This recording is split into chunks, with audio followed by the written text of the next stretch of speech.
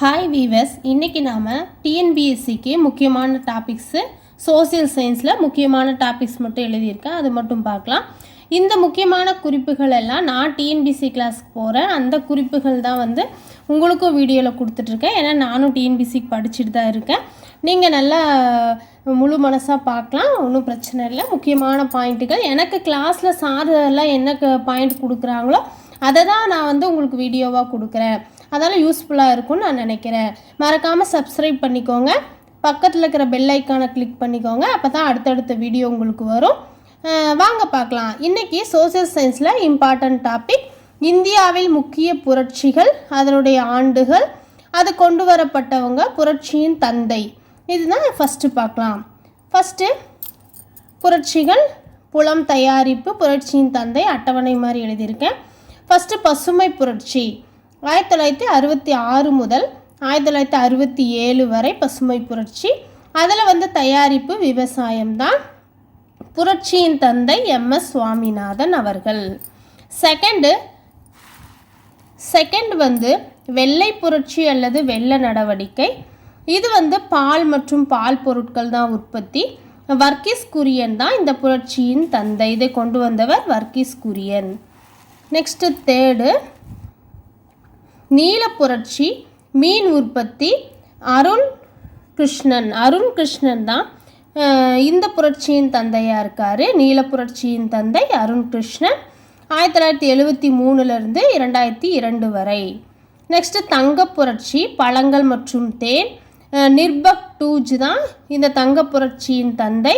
1991 2003 வரை. 5வது வெள்ளி புரட்சி, அது முட்டைகள். அது இந்திரா காந்தி அம்மா தான் வெள்ளி புரட்சியின் தந்தையாக இருக்காங்க. 2000 வந்திருக்கு. 6வது மஞ்சள் புரட்சி. மஞ்சள் புரட்சி 1986 90 வரைக்கும் எண்ணெய் வித்துக்கள் தான் தயாரிப்பு. இதனுடைய தந்தை சாம்பிட் ரோடா தான் மஞ்சள் புரட்சியின் தந்தை. நெக்ஸ்ட்டு 7th பிங்க் புரட்சி, இளஞ்சிவப்பு புரட்சி.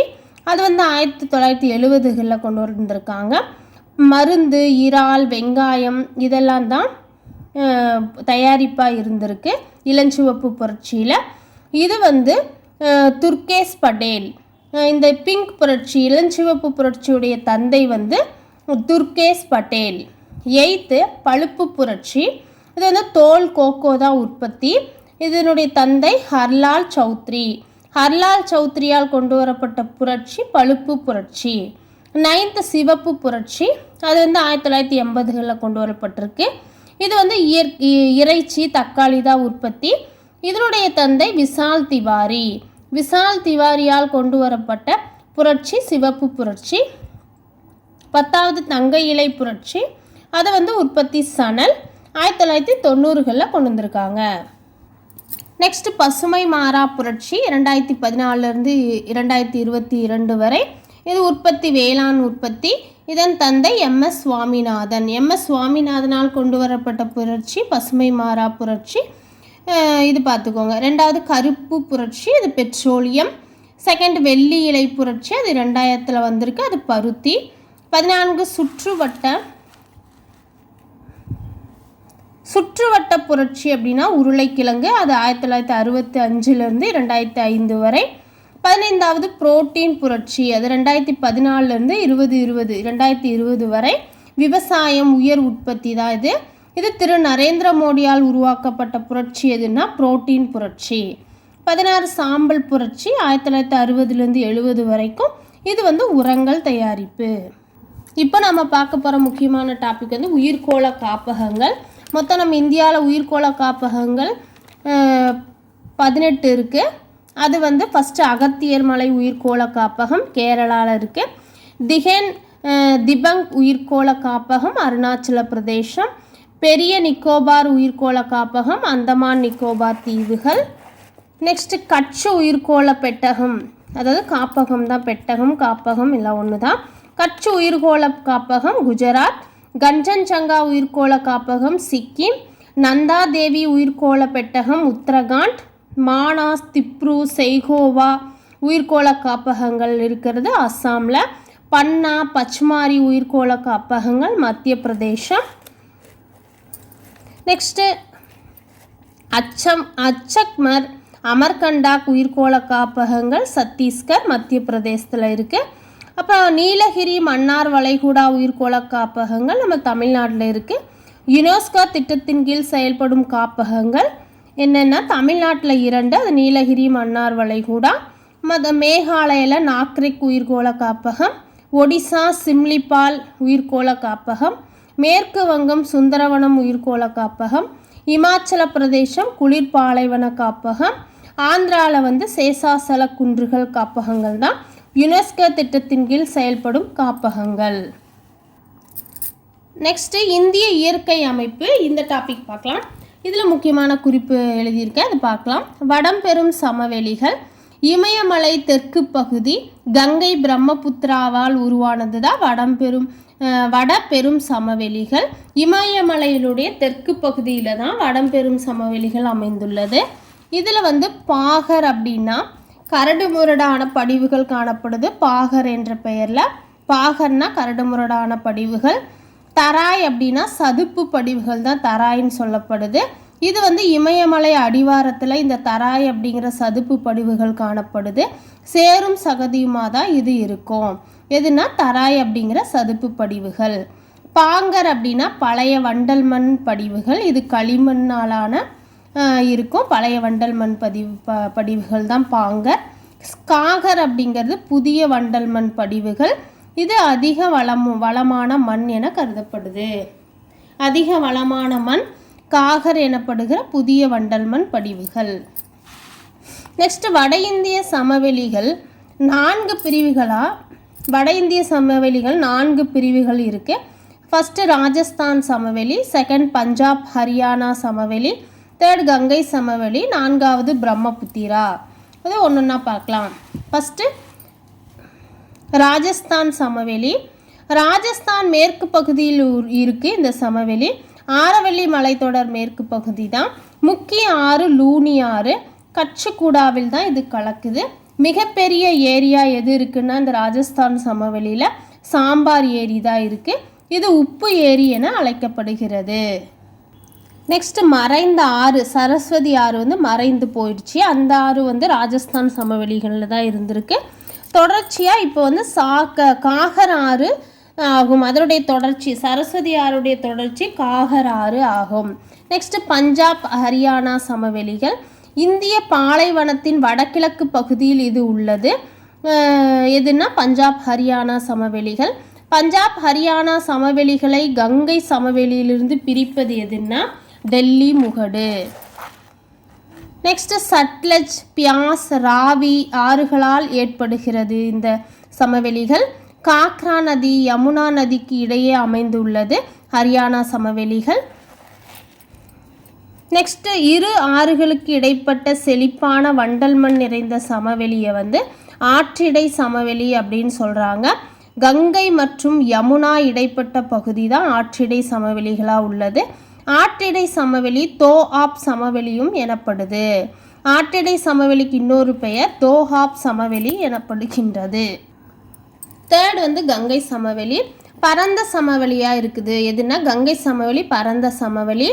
ராம்கங்கா, கோமதி, காக்ரா, காண்டா, கோசி, யமுனா இதனுடைய துணை ஆறுகள். வடக்கிலிருந்து சோன், சம்பல், பீட்வா போன்ற தெற்கிலிருந்து துணையாறுகளாக கங்கையில் கலக்கிறது. இது தெற்கிலிருந்து துணையாறுகளாக கங்கையில் கலக்குது.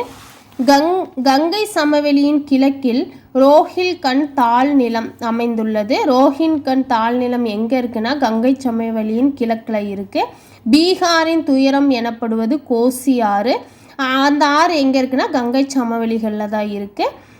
பீகாரின் துயரம் என்று அழைக்கப்படுகிற ஆறு கோசி ஆறு.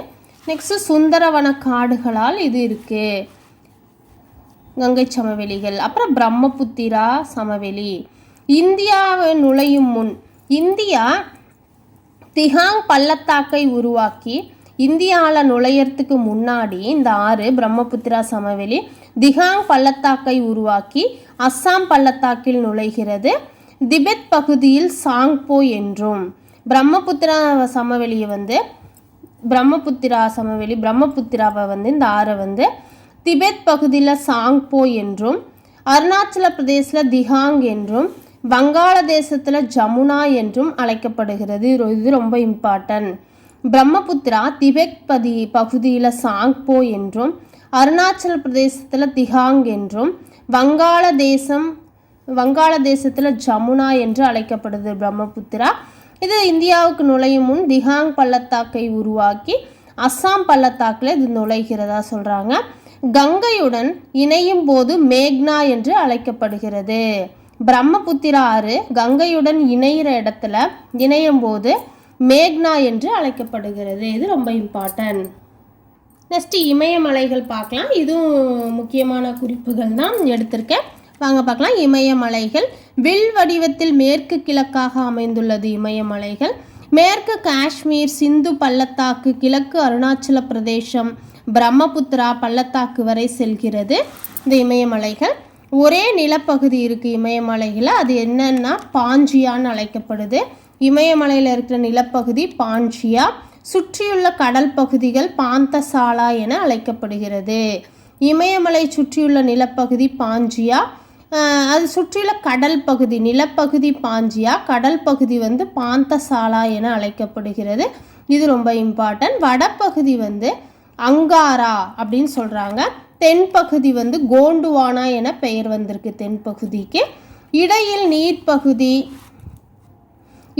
நீர்ப்பகுதி வந்து டெத்திஸ் கடல் எனப்பட்டது. அதுக்கப்புறம் மேற்கு இமயமலை. உலகின் இரண்டாவது உயர்ந்த சிகரம் எதுன்னா K2 தான், காட்வின் ஆஸ்டின் தான். உலகின் முதல் உயர்ந்த சிகரம் எவரெஸ்ட், அது மேற்கு இமயமலையில் இருக்குது, ஹிமாத்ரி பகுதியில். இந்தியாவின் மிக உயர்ந்த பீடபூமி எதுனா லடாக் பீடபூமி தான். கங்கை பிறப்பிடம் கங்கோத்ரி, யமுனா பிறப்பிடம் யமுனோத்ரி.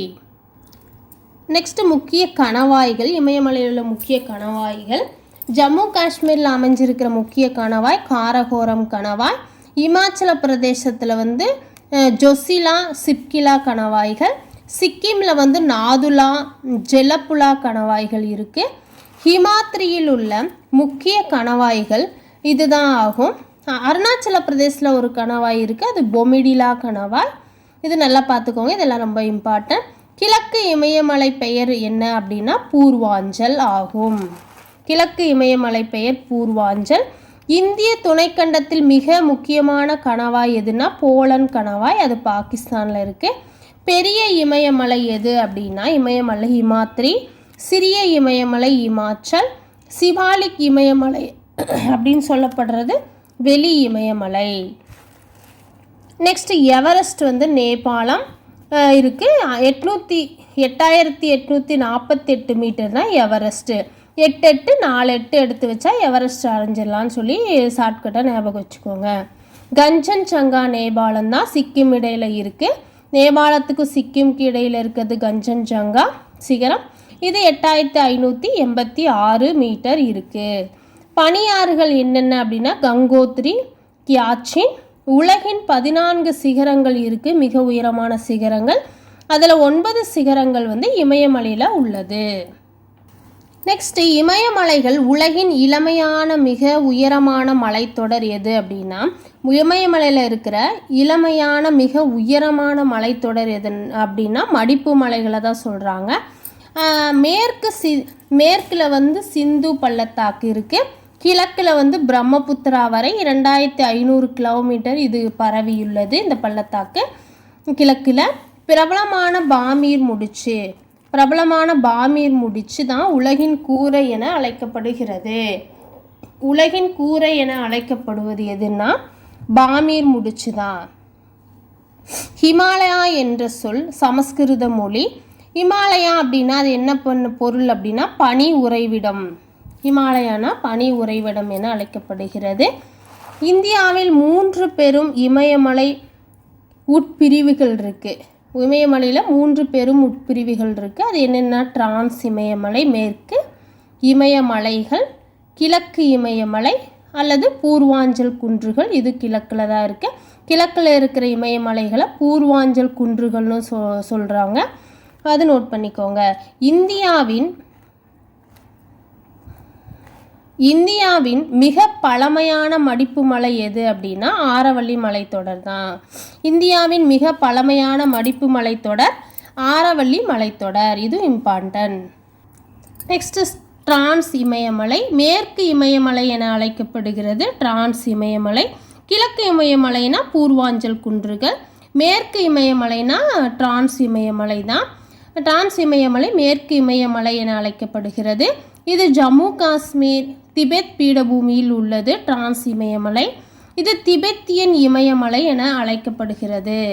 எது அப்படின்னா டிரான்ஸ் இமயமலை தான் திபெத்தியன் இமயமலை என அழைக்கப்படுகிறது. ஏன்னா இது திபெத் பீடபூமியில் இருக்குது. அப்புறம்